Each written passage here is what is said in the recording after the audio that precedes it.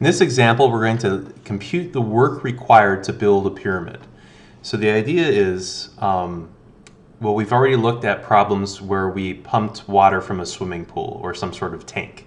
So each horizontal slice of the tank is being lifted vertically by a varying distance.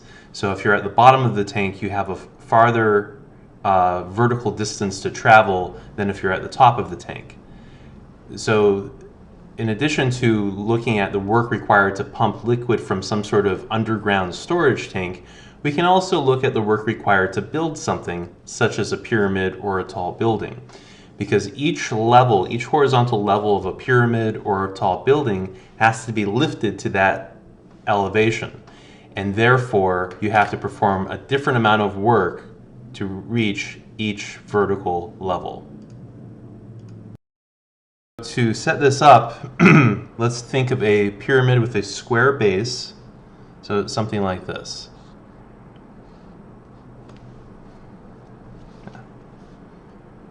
Actually, let's use some straight lines.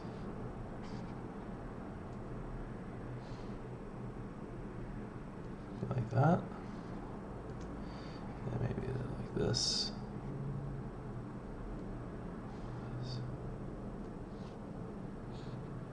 Very nice. So we have a pyramid like this.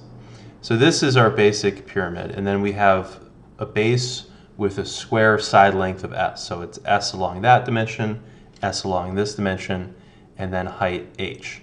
So we want to compute the work required to build this pyramid in terms of the parameters of the problem. So the parameters are just constants. So the constants are the side length s, the height h, and then the density rho. So the material we use to build the pyramid will have a certain density, which we'll take to be rho. And we're going to formulate this just in terms of the constants. So instead of looking at one particular pyramid, let's figure out the equation for work as it depends on these problem constants or parameters. And then with different pyramids, we can go and plug in the values of s, h, and rho and get the work in just one step. So this is a common approach in, like, for example, engineering applications, where you might be looking at multiple different problems that are similar, in this case, multiple different pyramids with different side lengths and heights. So instead of going through all of this work and computing the integral for each individual problem in a series, come up with a general formula, and then you can just plug in the values of s, h, rho into your general formula. So the important thing is that s, h, and rho, though they look like variables, are just constants. So in the end, when we have an actual pyramid, we'll have a definitive value for s and h and rho. But for now, we're just leaving them as kind of uncommitted constants. So we haven't committed to the particular values. So the slices that we'll be using, this is a good picture, so let me just copy this. The slices that we'll be using are going to be horizontal slices. So we'll come across like this, up like that, across like this, and then down like that. Because each little particle in this horizontal slice has to be lifted by the same vertical distance. Now, as is normal with these sorts of problems, we have a choice of defining variables. Do we measure distance from the base of the pyramid, or do we measure it from the top of the pyramid? So measuring it from the base has the benefit that the distance that you're moving this slice, so every particle in this slice would be traveling up a certain distance from the base. However, when we set up the geometry, we get, it's a little bit better to set it up, in this case, I believe, where x is the distance to the very peak, and x is being measured down. So basically, x is how far below the top of the pyramid you are. And there's no correct or incorrect way to set up your variable axis at this point. The important thing, though, is to write down what your variable is. So this is going to be the variable used for integration, and commit to it. You don't want to use x being measured from the top of the pyramid in one step of the problem and x being measured from the base of the pyramid in another step. So you want to very clearly understand what your variable is and what it means. And then draw your picture and represent everything in terms of x. So if x starts at the top, the very tip of the pyramid will be x is equal to 0. And then the base of the pyramid will be x is equal to h, right? Because x goes downward and it starts at the top and it goes downward from there. So the distance between our slice and the top of the pyramid will be x. So we need to figure out what the area is of that slice in terms of x. So this is why I chose x from the top, because the problem of solving for this area in terms of my altitude or my elevation, it's a little bit more simple when x is being measured from the top, because here we're just looking at x being from the top. And so therefore, when we're at this, for this slice, if the distance to the top is x, the distance to the ground will be h minus x. That's supposed to be h minus x. So when we're looking at the distance that we're moving, or the distance that we're lifting each slice, we're lifting each slice by a distance of h minus x, right? Because the total distance, the total height of the pyramid is h. If we're x units from the very top of the pyramid, will be h minus x units from the bottom. So the distance that we'll be using in the work formula will be computed, or the distance is h minus x.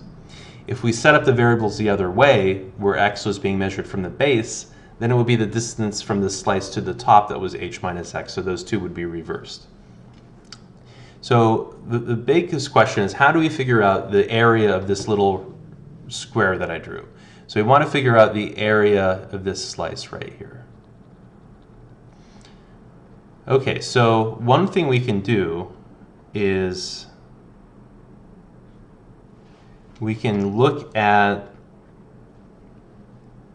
the following right triangle. So consider the vertical central axis of the pyramid. So this is a vertical line straight down the center of the pyramid.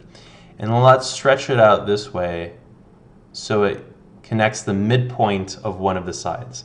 So we have a line, we have this vertical axis straight down the center, and then we have a line that connects the center of the bottom square, the base square, to one of the sides. And then let's just connect this. So we have a line that cuts that side. So we have one of the triangular faces of the pyramid that is cut exactly in half. So it's bisected by this line like this. And of course, this is a right triangle like that. And so the benefit of this is that there's a second right triangle if we just draw the little ledge that goes from the central axis to this line here. So this is like halfway across that rectangular slice. So if we just look at that triangle by itself,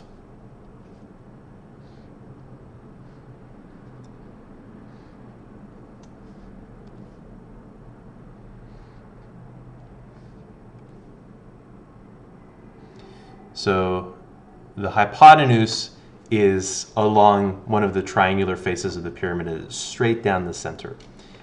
So since this is the central axis, this is going to have length h.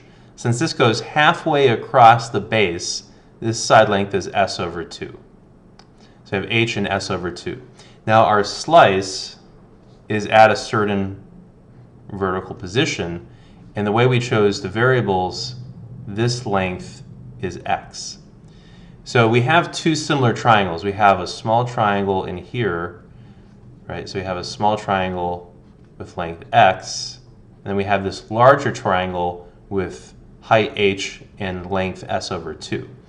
So the ratio of s over 2 to h has to equal, so let's call this little mystery one question mark. So question mark over x, so this length over this one has to equal s over 2 over h. So therefore our question mark length is going to be s x over h over 2h. And since that's half of the side length of this square for our slice, the side length of our slice, I'll just call this L of x, is going to be double this, so it's going to equal sx over h. Now, a thing to note is that this is the linear function that goes from 0 length when x is equal to 0 at the top. So if we think of these squares going up to the top, at the very tip, the squares degenerate to a point and you have 0 side length. So we have 0 side length when x is equal to 0, and when x is equal to h, the side length is sh over h, which is just equal to s. So it's just a linear function going from 0 length at the top to a length of s at the bottom. So this is the correct function for the side length. So the area of our slice, called this a of x, is just the side length squared. So it's going to be s squared x squared over h squared. Because we take the side length at our elevation, the square at our elevation, which is this length right here, is sx over h. We square it to get the area of this horizontal piece. So therefore the volume of the slice, we just multiply by delta x because we give this little thickness delta x. So it kind of has a little volume. So our approximate delta v is going to be s squared x squared over h squared delta x. And technically it's x sub I, right? We discretize, we subdivide the interval from 0 to h into like x1, x2, x3, just like with the Riemann sum. And this would be the ith slice, that would be x sub I, but that's just implied here. So it's going to be a Riemann sum. So if you want to say the total volume of the sphere, it's going to be approximately the sum I equals 1 to n of s squared x sub I squared over h squared delta x, where delta x is h over n and x sub I is going to be 0 plus I delta x, so it's just I delta x. So the standard Riemann sum, this is going to approach the volume. So a little check we can do. Let's find out the volume of a pyramid. So just if we pause this example here, so we don't need this anymore. According to this, the volume of the pyramid should be just an integral of this. So let's pull out the constants, s squared over h squared, integral from 0 to h of x squared dx. So this becomes s squared over h squared. X squared becomes x cubed over 3. Then we evaluate that from 0 to h. X cubed over 3, evaluated from x equals 0 to x is equal to h. Plug in the h, we get h cubed over h squared. So that's 1/3 s squared h, and then minus 0.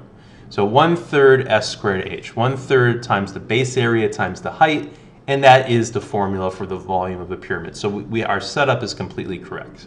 Right? When we integrate this, we get the total volume. So that confirms that we're on the right track here. Now, in terms of taking this from a volume computation to a computation for work, we need to figure out the weight of this slice and the vertical distance that we lifted it. Because basically for work, we have mgd, is the work done to raise a mass m by an altitude or change in height d when acceleration due to gravity is g. So I should also mention that g is in here because we have downward acceleration due to gravity. If we were building this pyramid in the vacuum of space, that would be 0 work because you can move stuff around in space for free. So here's the volume, the mass of the slice, so I'll call that delta m, mass of my slice. We just multiply by rho. So we have rho s squared over h squared x squared delta x. Now if the density varies with x, that's okay. We just have rho of x. And if you want to find the total mass of a pyramid where the density is varying with x, you just integrate rho of x times x squared dx. So this has the added benefit that when you have a varying density, you can also figure out the mass of a shape like this if the density is varying. If we multiply by g, we get g times delta m, which is rho g s squared over h squared x squared delta x. So this is the weight of the slice. So this is the gravitational downward force acting on this slice. So when we lift it, this is the weight that we need to counteract when we lift the bricks or the blocks to our given altitude. So this will be the force that we have to supply, and the distance will be the distance from the ground to that particular altitude, which is h minus x. Remember, x was the distance to the top of the pyramid. So h minus x will be the distance to the bottom. So the total, I'll call this, what was that? The total change in work, I'll call it delta W. So this is basically the work done in lifting our slice. So it's the work on that particular slice is going to be rho g s squared over h squared, h minus x, x squared delta x.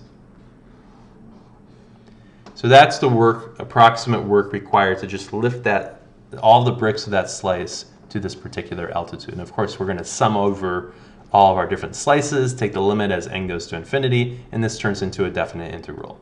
So the total amount of work becomes, and so let's pull out the constants, rho g s squared over h squared, integral from 0 to h of h minus x, x squared dx, which is equal to rho g s squared over h squared integral, let's factor this in, hx squared minus x cubed dx, like that.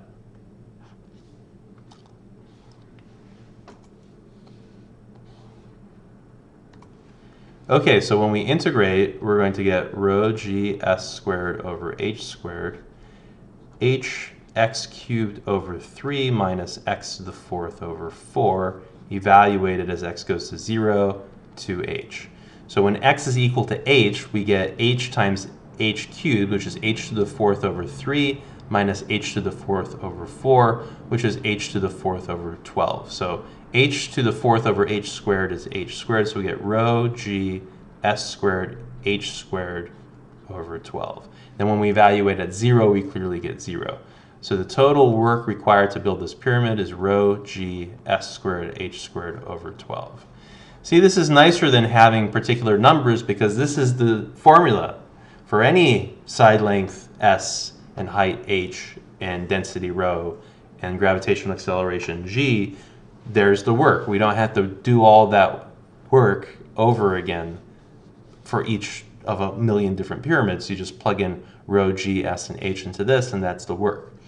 So let's take a look at the work required to build the Great Pyramid of Giza, which had a height. So the Great Pyramid had a height of 146.5 meters and side length of 230.4 meters. And let's assume a constant density of 2,600 kilograms per cubic meter. So that's approximately the density of limestone, if I remember correctly. Okay, so we now just need to use this formula. So we plug in, of course, g is equal to 9.8 meters per second squared. So we just have to plug everything into the formula. Density is 2,600 times 9.8 times the side length, which is 230.4 squared, times the height, 146.5 squared, divided by 12. It's big. So the total work to build the Great Pyramid is 2.419 times 10 to the 12 joules. And the units are going to be in joules because we did just standard SI units, kilograms, meters per second squared, and so forth. So that's a lot of joules. So let's say that it took 20 years to build the pyramid. So what's the power? The power is how much energy you're consuming per unit time. So what's the average power? So let's say we have 20 years. So let's divide this by 20 years. So let's divide this by 20 years. And we get 1.2096 times 10 to the 11th joules per year. And of course, 1 year is 365 days, so let's divide this by 365. So this is now 331387037 joules per day, 1 day over 24 hours. Well, let's say that we had, let's say that they were working around the clock. So 24 hours, 138.07793 joules per hour divided by 3,600 seconds in an hour. So this is 3835 watts. So it's like having 3,800 watts of power being spent continuously for 20 years. That's a heck of a lot of power. And of course, this means this is how many joules per second. And remember, a joule is a Newton meter. So 1 Newton meter, and a Newton was a kilogram meter per second squared. So basically it's like accelerating or moving, applying a force of 1 Newton through a meter, or basically applying a force of almost 4,000 newtons, lifting a 4,000 Newton object by 1 meter. Now this, if we divide by 9.8, an object that weighs 4,000 or 3,835 newtons has a mass of 391 kilograms. So it's like lifting 400 kilograms up a vertical distance of a meter, which is like over 3 feet. So lifting 4,000 kilograms a vertical distance of 1 meter every second, every single second for 20 years. That's a heck of a lot of work. So it's pretty amazing accomplishment. Obviously, you need more than one person to do this. So anyway, that's the work formula for building a pyramid.